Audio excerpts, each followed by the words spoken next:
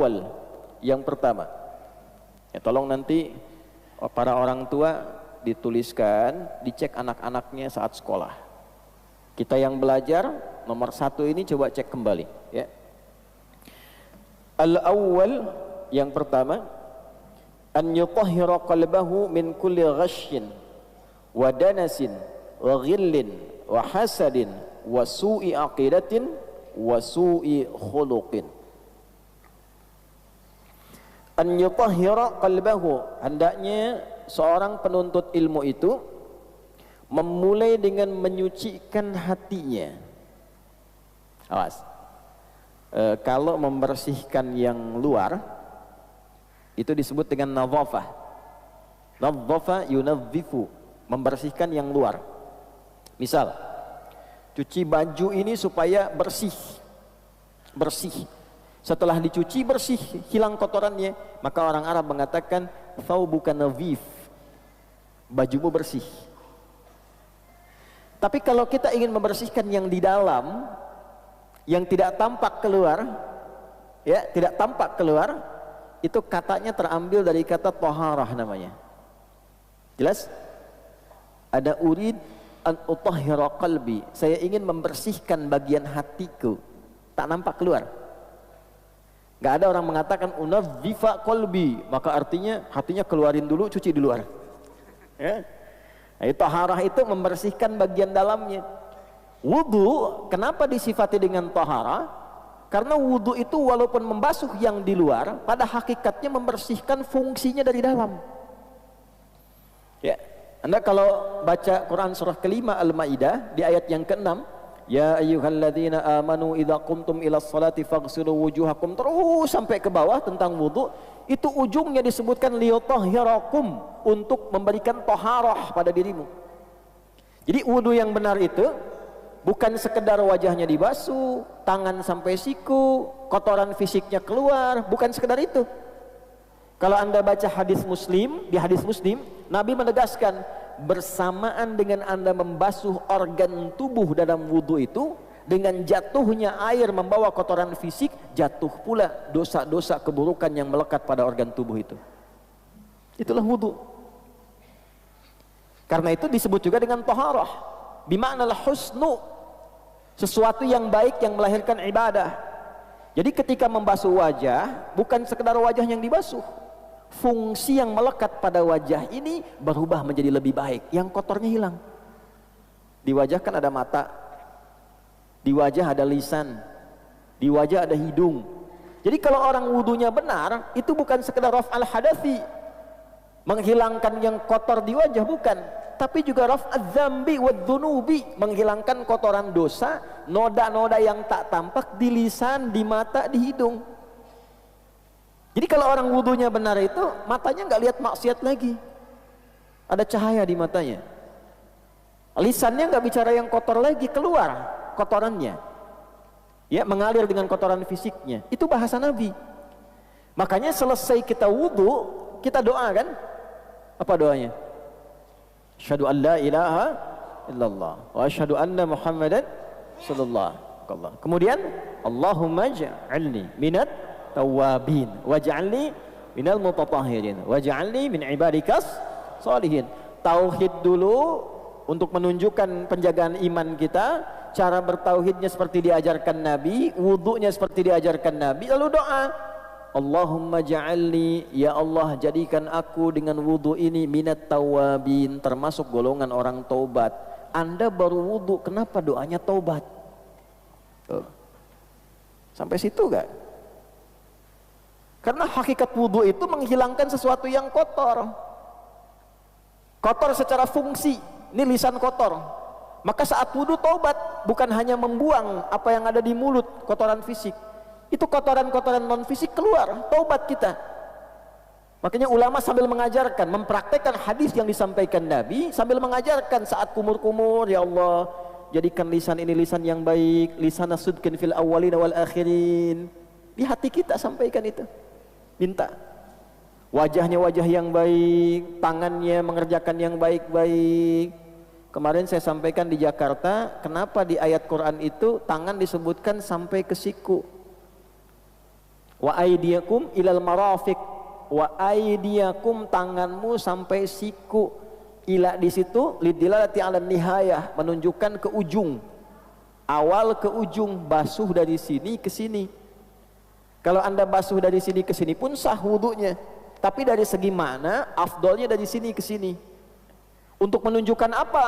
Untuk menunjukkan bahwa organ tangan yang biasa digunakan oleh manusia dan seringkali berbuat salah dengan organ itu, ini dari sini, sini.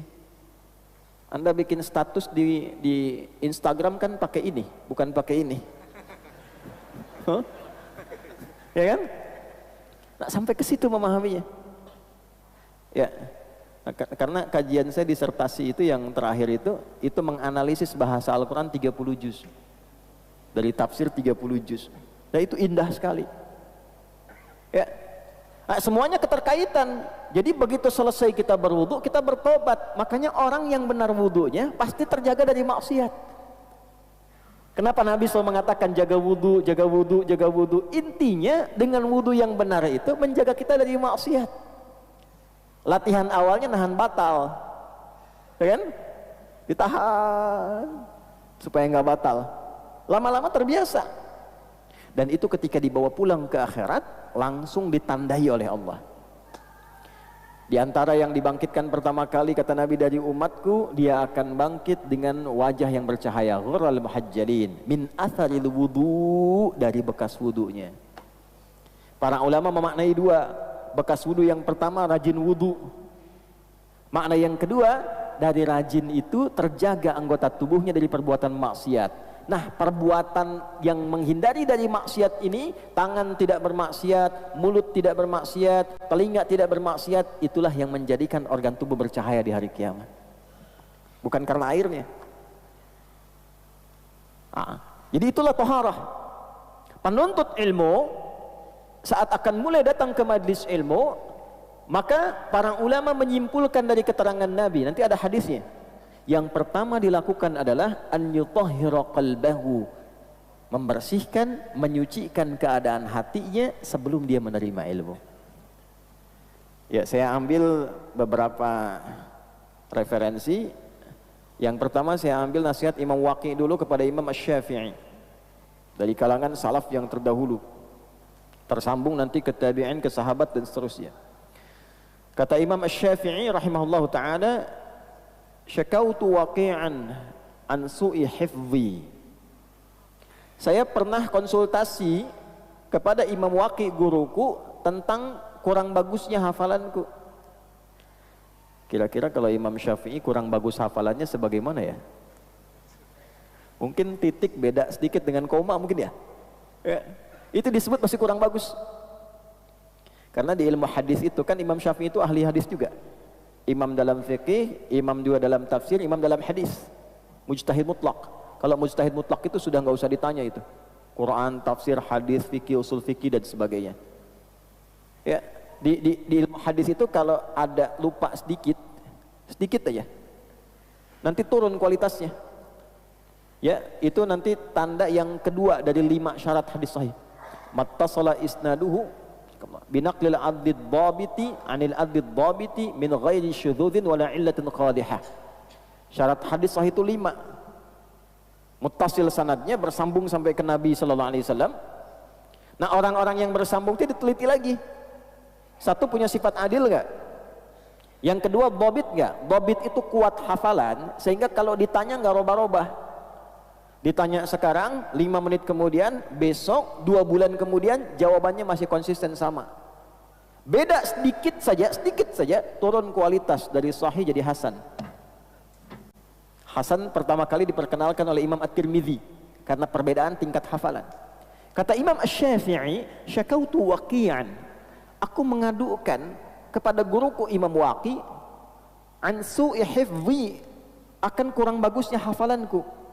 Fanasahani an atrukal ma'asi bima ma'na, maka beliau menasihati aku agar berusaha terus meninggalkan maksiat. Maksiat itu kan lawannya taat. Ya. Kalimatnya belum selesai. Faqala, maka beliau berkata, al-ilmu nurun wa nurullahi la yunzalu ilal 'asi. Ilmu itu cahaya.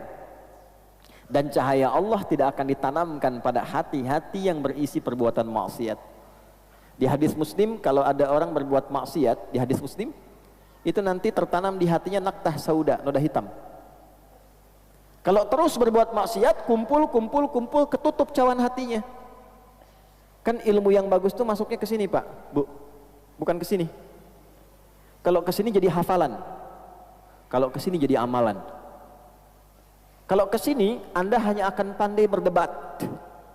Kalau ke sini Anda akan pandai mencari hikmah untuk mencari kebenaran. Ke sini pembenaran, ke sini kebenaran. Nah, kalau hatinya tertutup seperti ini, alhamdulillah, ini. Jadi mau dimasukkan apa aja susah, balik. Nah, cahaya Allah itu tidak akan sampai ke hati orang-orang yang dipenuhi kotoran maksiat. Jadi ingin memberikan kesan bahwa ilmu itu nanti ada dua. Ilmu yang berkah, ilmu yang tidak berkah. Nah, ilmu yang berkah itulah yang disebut dengan nurun, cahaya. Ya, Allah nurun alan nur, cahaya di atas cahaya. Artinya apa? Pemberi semua sinar segala kebaikan. Jadi kalau orang-orang yang hatinya bersih, hatinya baik, ilmunya sampai ke dalam qalbunya. Nah, tapi kalau hatinya kotor, nurunnya dari bahasa Arab berubah ke bahasa Indonesia. Al ilmu nurun, ilmunya semakin menurun. Kurang nggak sampai. Yang harusnya bahasa Arab jadi bahasa Indonesia. Nah, ini satu ya. An yutahhira qalbahu, membersihkan dulu hatinya.